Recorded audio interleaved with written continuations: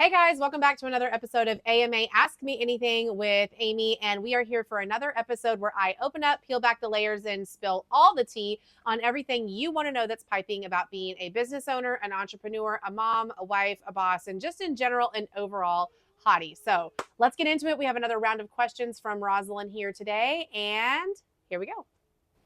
You look different. Did you do something with your hair? Oh my gosh, thank you so much for noticing. I would just like everyone to meet Robert. So we had Becky, and of course, Becky has had a great 2-year journey with me. Becky was my first set of hair extensions that we love. A moment for Becky. And today I am introducing you to Robert. So she is a more sophisticated, a little older and more polished version of a Bob. So this is Robert. What's something about being a CEO no one claps for but takes everything out of you?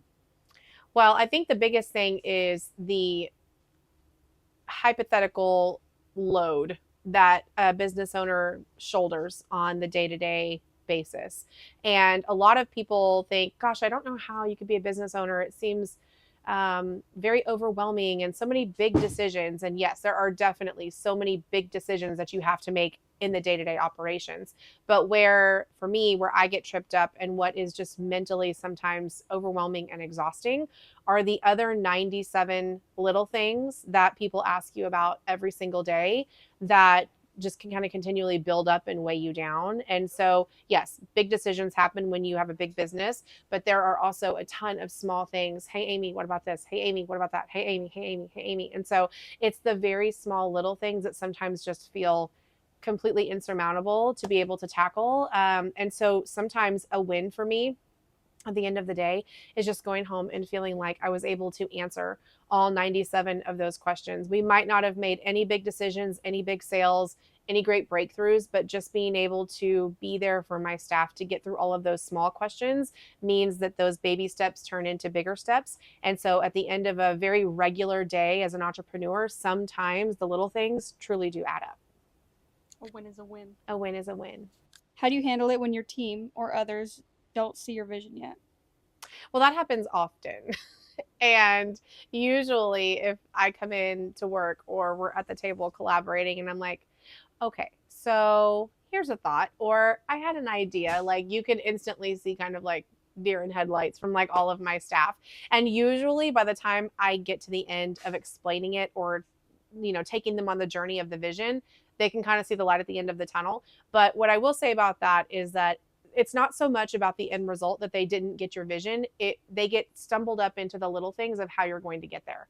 And so I have learned that most everybody that works for me receives information, processes information, and gives information in completely different ways. And so I have to be adaptable as a business owner to also do the same for them. So that might mean literally getting out a whiteboard and drawing a picture, which we do. It might mean creating a vision board. It might mean writing a to-do list. It might mean a very detailed, thorough, bullet-pointed email. Each person on my staff responds and needs information so differently. And it's part of my challenge as the owner. They shouldn't have to always adapt to me. Yes, if it's a culture, we want that. But as a leader, part of being a good leader is adapting to the way that your staff can best succeed and giving them the tools and the environment to do so. So if we have somebody that just isn't on the same page or can't see the vision, then a lot of times it just takes me getting to their level or having a one-on-one with them and say, okay, help me, help you. What's a better way to break this down so that we can still get to the end result and the main goal together? And usually when I do that, we're all on the same page. Otherwise, I just beat it into their brain. Wow. she beats me. She doesn't fade me. They keep me in the basement. So like, subscribe, and share. To get her out. Free me from my shackles. Just kidding. Don't cancel me, guys, okay? Don't cancel me over that. Guys, I'm a liar and a fraud. I'm a liar and a fraud right now, okay? How do you stop the I should be doing more spiral? Well, I love that you asked me this question. Because I get it like every 2 to 3 business minutes. Yes, and this is true. And here's what I learned a long time ago that I had to teach myself. Is that being busy is not a flex. And I used to think that it was. I used to think that if I was so busy, it meant that there was so much business. And what it really is quiet anxiety. And it's a lack of leadership, and it's a lack of my inability to have executive function to get those things done. And so being busy means that I've failed or misstepped somewhere else, that I couldn't check that off my list or get that done or delegate a task. And those things have been a huge eye opener and a big lesson for me, because truly, I mean, it was a big deal for me to say, oh, I can't, guys, I'm so busy. Like, your girlfriends would reach out, hey, let's go do this, let's go do that. Can so and so, y'all want to go do? Sorry, I'm busy. Sorry, I'm busy. Like, it's not a flex.